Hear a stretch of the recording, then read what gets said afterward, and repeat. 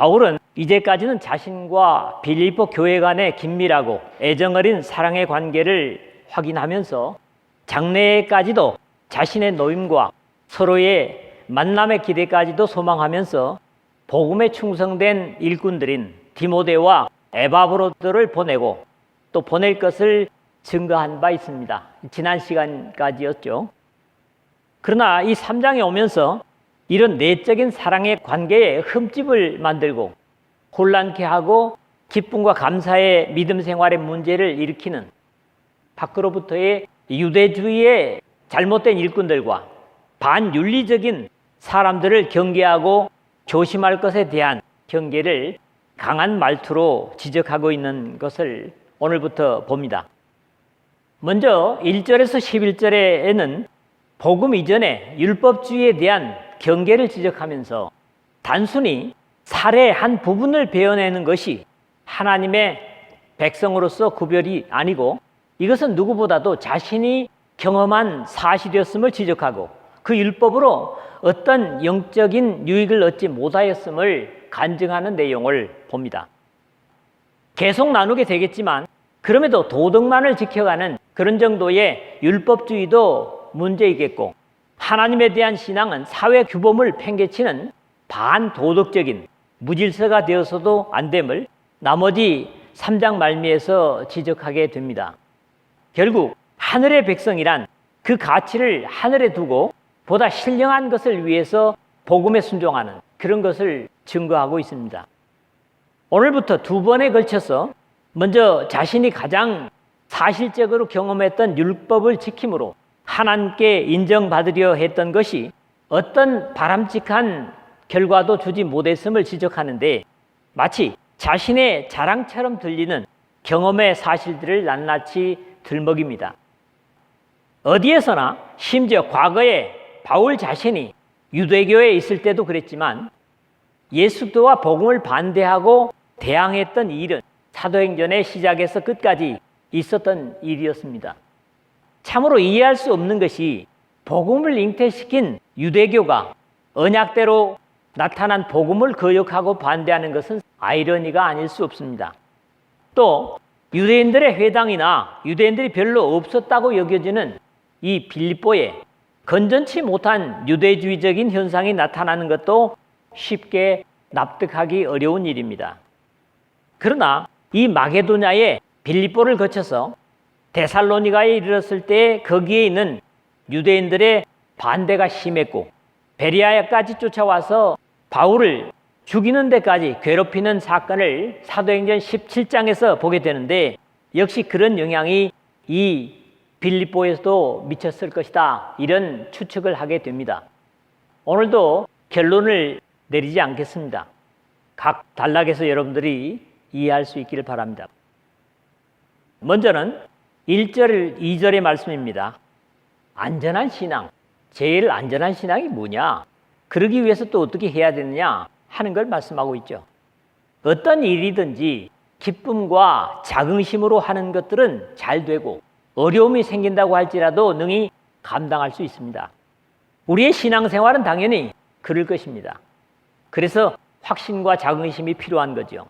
확신도 없고 억지로 한다고 하면 더욱 힘들고 다른 삶의 전반에도 별로 긍정적인 영향을 끼칠 수 없을 겁니다.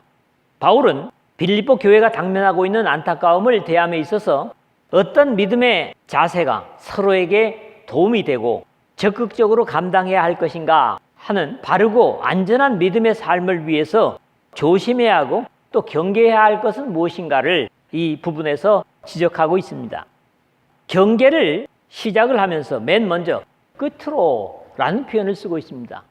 여기 끝으로라는 말은 시간적으로나 또는 어떤 상황 속에서 끝을 얘기하는 게 아닙니다. 본래 의미가 이제부터는 그 위에 그러므로 이런 의미를 갖는 로이폰이라고 하는 말이 쓰이고 있습니다. 지금까지 빌립보 성도들을 친밀감 있게 대하는 것은 변하지 않았지만 지금 되어 있는 상황에서 신앙적 과제들을 어떻게 감당해야 할 것인가를 말하려는 것입니다. 주 안에서 기뻐하라. 앞에 2장 18절에서 이미 이와 같이 너희도 기뻐하고 나와 함께 기뻐하라 하는 당부를 한 바 있습니다.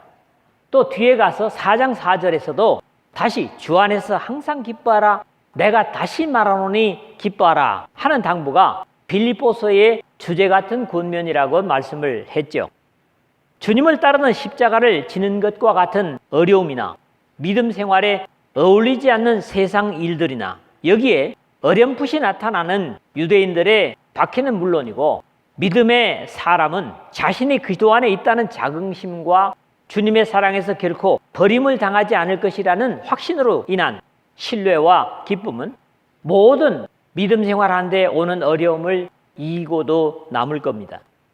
너에게 같은 말을 쓰는 것이 내게는 수고로움이 없고 너에게는 안전하니라 1절 하반절에 그랬는데, 복음의 이치는 그렇게 복잡하지 않습니다. 그런 이유에서도 복잡한 이론보다는 기본을 확인하는 것이야말로 기뻐할 수 있는 근거이고, 기본에서 벗어나지 않을 수 있는 가장 안전한 방법을 말하는 겁니다. 그러므로 신앙의 교훈은 모두가 일반적으로 알고 있는 하나님의 사랑의 확인이고 예수 그리스도의 죄를 위한 희생의 확인의 반복이라고 해도 좋을 겁니다. 사랑의 이야기는 아무리 강조해도 지나치지 않고 지루하지 않습니다. 죄에 빠져서 절망과 죽음으로 가는 인류를 위해서 십자가를 지심으로 그 죄의 저주로 죽음으로 떠밀려가는 세상을 구원하신 하나님의 아들의 희생은 아프고 슬픈 이야기지만 아무리 강조해도 감사와 기쁨이 될 뿐입니다. 개들을 삼가고 행악하는 자들을 삼가고 몸을 상해하는 자를 삼가라 2절에 그랬는데, 여기서는 안정되고 기쁨이 충만한 신앙의 삶이 되기 위해서 조심해야 할 3가지 경계의 자세를 당부하고 있는 표현들입니다.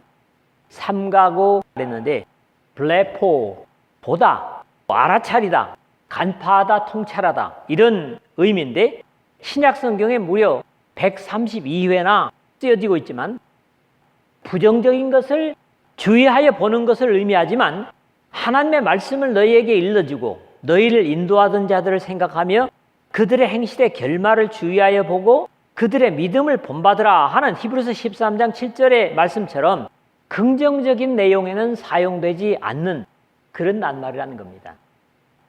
먼저 개들을 삼가고 2절 상반절 했는데, 구약 성경에도 주로 사람다운 역할을 하지 못하는 대상을 향해서 사용된 표현들입니다. 잠언서 26장 11절에는 개가 그 토했던 것에 돌아가고 그런 표현이 있습니다. 우리말에도 사람의 역할을 제대로 하지 못하는 사람을 가리켜 개 같은 또는 짐승 같은 이라는 표현을 쓰는 예를 들어보게 되는데, 이런 입장에서는 이스라엘 사람과 비슷한 면이 많습니다.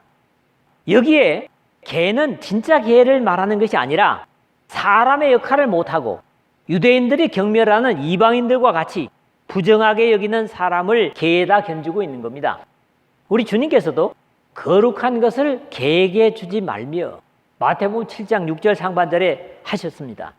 또 대답하여 이르시되 자녀의 떡을 취하여 개들에게 던짐이 마땅하지 아니하니라 마태복음 15장 26절에 하실 때도 가나안 여자가 주여 올소이다마는 개들도 제 주인의 상에서 떨어지는 부스러기를 먹나이다 27절에 라는 반응으로 볼 때 그렇게 말씀하신 것을 이해하게 됩니다. 결국 개들을 삼가고 라고 할 때 짐승처럼 하나님의 존재를 인정하지 못하고 참된 속담에 이르기를 개가 그 토하였던 것에 돌아가고, 잠언서 아까 제가 말씀드린 것을 인용하는 베드로후서 2장 22절의 말씀처럼 죄악에 돌아가는 사람들을 주의하라는 경계일 겁니다. 그 다음에 행악하는 자들을 삼가고 그랬는데, 본래 쓰여진 의미에서는 악한 일꾼을 의미합니다. 하나님의 은혜를 의지하는 것보다는 율법을 행함으로 의롭다함을 얻으려는 것처럼 만들어진 규범 속에 갇힌 채로 자신의 의를 드러내려고 하는 과거 바울 같은 사람들을 조심하라고 하는 경계입니다. 그리고 세 번째 2절 하반절에 몸을 상해하는 일을 삼가라 그랬는데, 이 표현이 좀 독특합니다.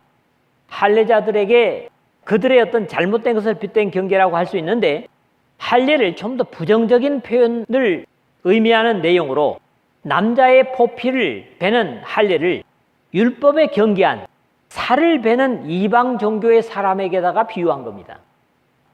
제사장들은 살을 베지 말고 중약을 했습니다마는 레위기서 21장 5절에 그랬고, 너희는 너희 하나님 여호와의 자녀이니 죽은 자를 위하여 자기 몸을 베지 말며. 신명기 14장 1절입니다. 신앙의 논리는 결코 복잡한 것이 아닙니다.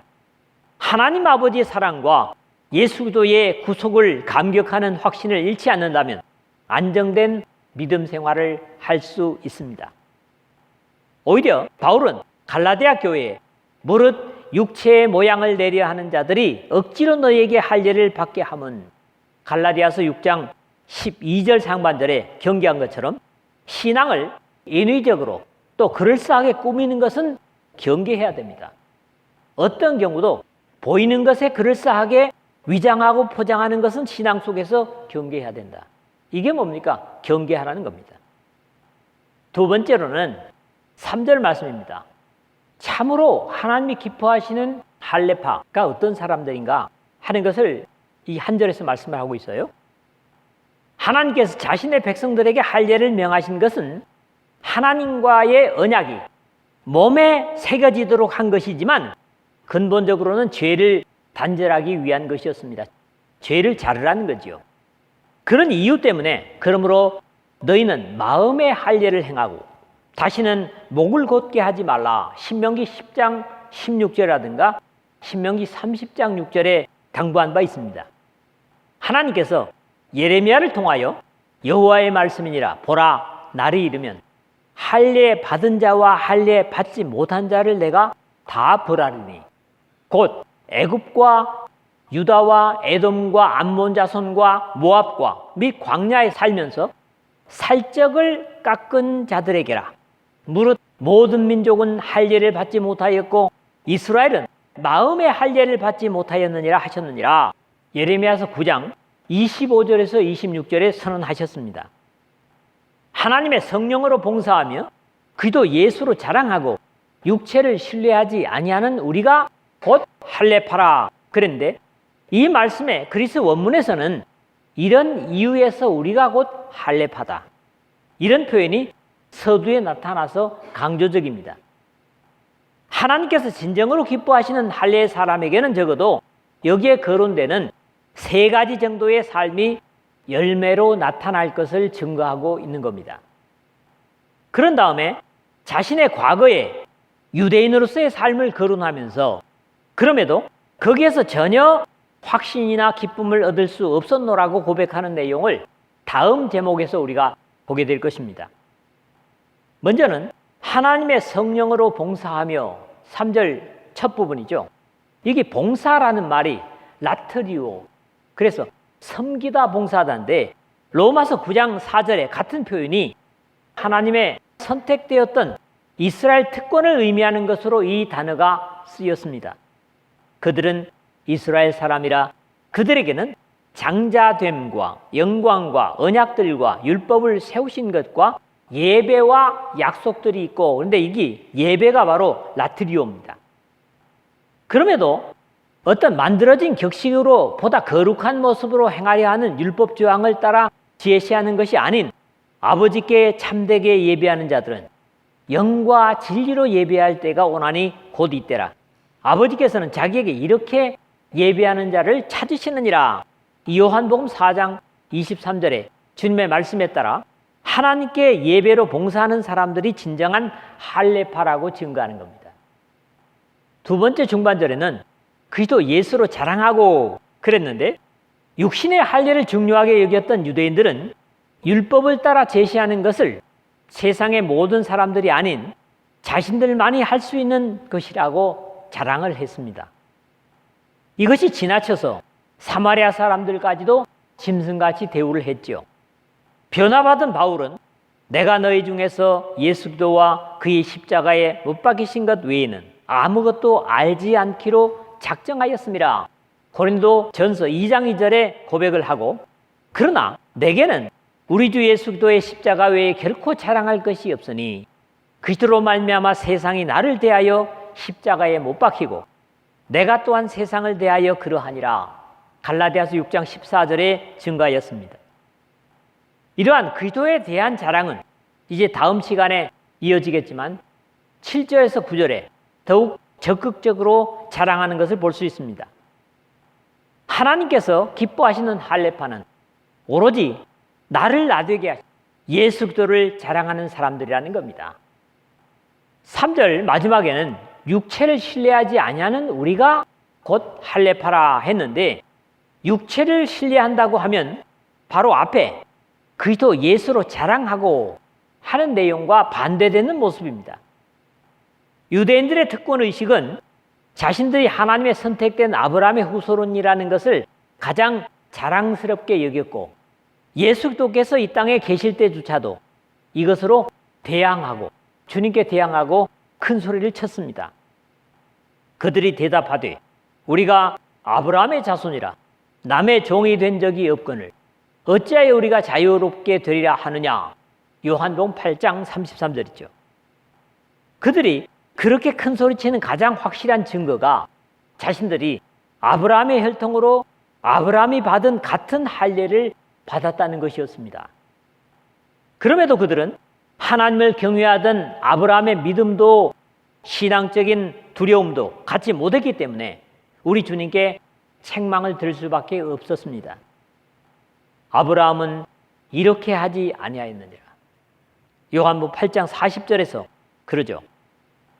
아브라함과 같은 믿음도 없고 순종도 없으면서 아브라함의 혈통에서 났다고 하는 한 가지 이유 때문에 자랑하는 사람들이기 때문에 비록 아브라함과 똑같은 할례를 받았다고 할지라도 그것은 모세를 통해서 금하신 마치 이방 종교인들처럼 살을 베는 오히려 율법을 어기는 것과 다름이 없었다는 겁니다. 신앙에 있어서 육체는 믿을 만한 것이 못됨을 바울은 늘 지적합니다.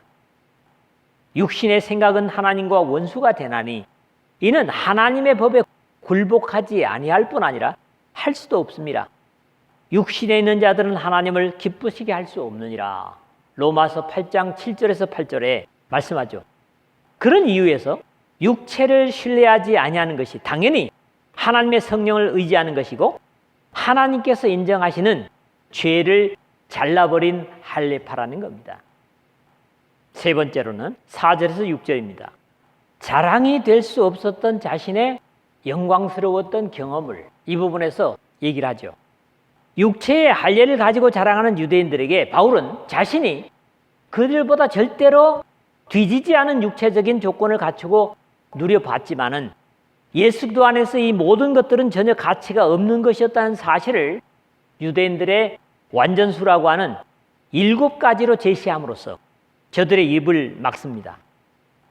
그러나 나도 육체를 신뢰할 만하며 만일 누구든지 다른 이가 육체를 신뢰할 것이 있는 줄로 생각하면 나는 더욱 그러하니라. 4절에 그랬는데 어디로부터 왔는지도 모르고 별로 이름도 없는 유대인들이 자신들의 정통성을 자랑하면서 빌립보 교회를 흔들어 놓는다면 자신은 그들보다는 더욱 분명한 유대인이요 히브리인이요 아브라함의 후예로서의 정통성을 가지고 있다고 자랑 아닌 자랑을 하는 겁니다.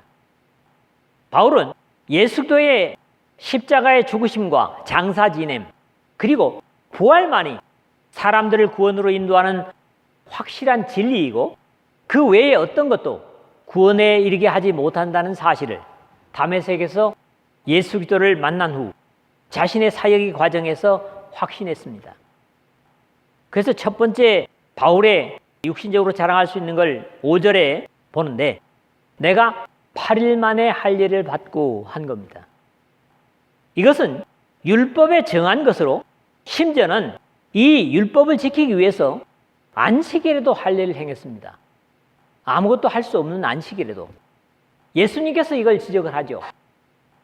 요한복음 7장 23절 상반절을 보니까 모세의 율법을 범하지 아니하려고 사람이 안식일에도 할례를 받는 일이 있거든. 그러므로 바울이 내가 8일 만에 할례를 받고라는 것은 하나님께서 명령하신 할례의식을 명령하신 대로 지킨 것에 대한 정통성을 증거하는 겁니다. 물론 맨 먼저 하나님의 할례의 언약에 참여했던 이스마엘은 13살에 할례를 받았고, 유대교로 개종하는 사람들은 어른이라도 할례를 받아야만 했습니다. 두 번째 바울은 이스라엘 족속이요 그랬죠. 본래는 형 에서보다 뒤에 나오는 것이 억울해서 형의 발꿈치를 잡고 나온 것이 그의 이름이 됐습니다. 그게 야곱이죠. 바단 아람에서 돌아오는 도중에 야복강가에서 천사와 씨름을 해서 얻어낸 이름이 이스라엘이었습니다. 자신은 개종하여 들어온 유대인이 아니라 태어날 때부터 믿음의 조상이었던 이스라엘의 가문의 계보에서 태어난 이스라엘의 족보를 가진 사람이라고 증거합니다. 물론 바울은 당시 세계 어디에서나 비자 없이 통과할 수 있는 로마의 시민권도 나면서 가졌고, 돈을 많이 들여서 시민권을 샀다고 하는 로마의 천부장에게 이를 증거한 바 있습니다. 사도행전 22장 28절이죠. 세 번째로는 베냐민의 지파요 그랬습니다. 여기에서뿐만 아니라 로마서에서도 자신이 나도 이스라엘인이요 아브라함의 씨에서 난 자요 베냐민의 지파라, 로마서 11장 1절 하반절에 사실을 증거하고 있습니다. 사실 베냐민은 이스라엘의 막내 아들임에도 베냐민 지파가 역사 속에서 끼친 영향이 상당히 큽니다. 야곱이 그에게 자식을 낳아준 아내가 넷이었죠. 자식을 낳은 순서대로 보면 어떻습니까? 레아, 라헬의 시녀였던 빌하, 라헬, 그 다음에 레아의 시녀였던 실바, 넷입니다. 이 중에서 진정으로 사랑하는 여인은 라헬이었습니다. 이 라헬이 두 번째로 낳아준 아들이기 때문에 귀하게 여긴 사실은 창세기 말미에 기록이 되고 있죠. 특별하게 옷을 지어서 입히고 한 것들. 최초의 왕도 베냐민 지파에서 나왔고, 아마 이 바울도 개종하기 전에 사용한 이름은 아마도 첫 번째 왕의 이름이었기 때문이었을 겁니다. 그런데 무엇보다도 베냐민 지파 후손들이 자신들의 정통성에 자긍심을 가지는 것은 이겁니다. 이스라엘의 12지파 자손들 중에 유일무이하게 약속의 땅 가나안에서 태어난 사람이 바로 베냐민입니다. 창세기 35장 16절 18절에 보죠. 자기 어머니는 죽어가면서 낳았습니다. 그러나 다른 11형제는 어디서 낳습니까? 가나안이 아니었습니다. 바로 그들의 외삼촌 라반의 바단 아람에서 11형제가 낳고, 베냐민만이 유일하게 가나안에서 낳았다. 그렇기 때문에 약속의 땅에서 태어난 한 사람, 자존심을 갖는 거죠. 그 다음에 히브리인 중에 히브리인이요, 이제 5절에 또 그랬는데, 사실 최초의 히브리인이라는 표현은 가나안의 시족 간의 싸움으로 포로가 되어간 조카 롯에 잡혀간 일을 알리는, 도망한 자가 와서 히브리 사람 아브라함에게 알리니, 창세기 14장 13절 상반절의 표현에서 나타납니다. 히브리 사람, 이브리 하는데 이 의미가 뭐냐니까 다른 편에서 온 사람, 저편에서 온 사람, 강을 건너온 사람, 지나가는 사람, 이런 의미들입니다. 이 명칭은 민족으로 불려지기보다 이스라엘 민족으로 불려진 이름이 뭡니까? 이스라엘 또는 유대인이죠. 하나님과 언약의 사람 아브라함을 표현할 때 사용되는 이름입니다. 아브라함이 갈대아 우르에서 하란을 거쳐 유브라데 강을 건너온 것에서 유래해서 불려졌던 별명이라고 볼 수 있습니다.